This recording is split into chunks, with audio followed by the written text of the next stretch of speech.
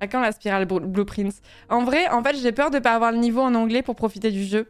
En fait, c'est ça mon problème, c'est que j'ai envie de tomber dans la boucle aussi de Blueprints pour... Ah, il y avait un autre truc dont je voulais parler, je voulais vous poser une question sur un autre jeu, pardon.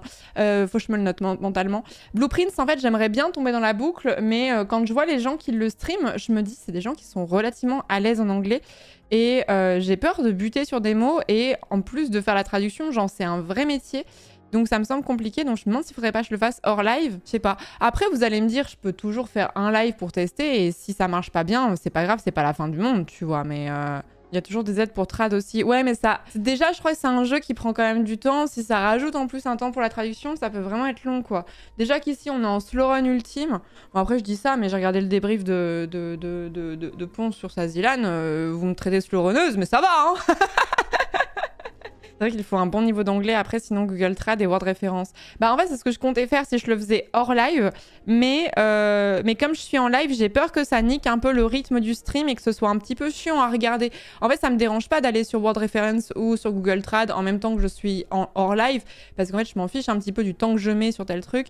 Quand t'es en stream, malgré tout, même si, sur n'importe quel jeu, tu vas avoir des moments de flottement, des moments où tu vas réfléchir, des moments un peu plus lents et des moments où tout va se décanter. Mais si tout est lent, ça fait juste un let's play qui est un petit peu imbuvable, quoi. Donc c'est relou.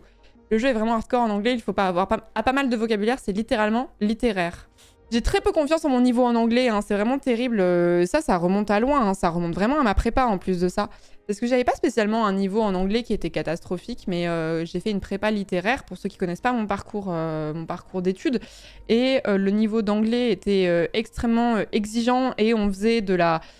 En fait, ce qui m'a fait perdre confiance en moi, c'est qu'en fait, je me souviens qu'on analysait de la poésie qui datait genre du 16e ou du 17e siècle. Donc c'était du vieil anglais en plus de ça, avec des mots qu'on n'utilise plus, des formulations qu'on n'utilise plus, un peu comme si vous lisiez du Rabelais en fait à l'heure actuelle. Sauf que c'est en anglais et ça m'a fait perdre complètement confiance en moi sur mon niveau en anglais, alors qu'en fait il est pas si mauvais que ça.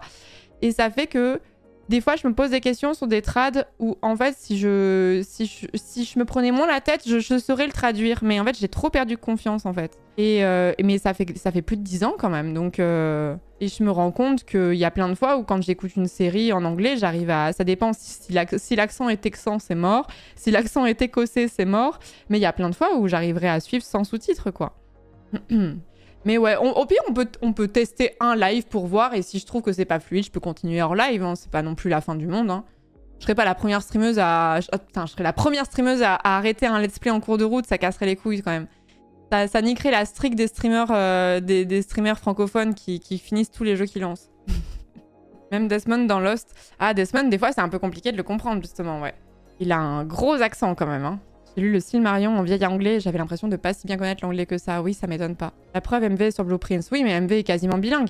MV, il fait un truc que je serais incapable de faire, c'est quand il fait la review des Game Awards, il arrive à traduire en même temps. Je trouve ça très impressionnant comme qualité, quoi.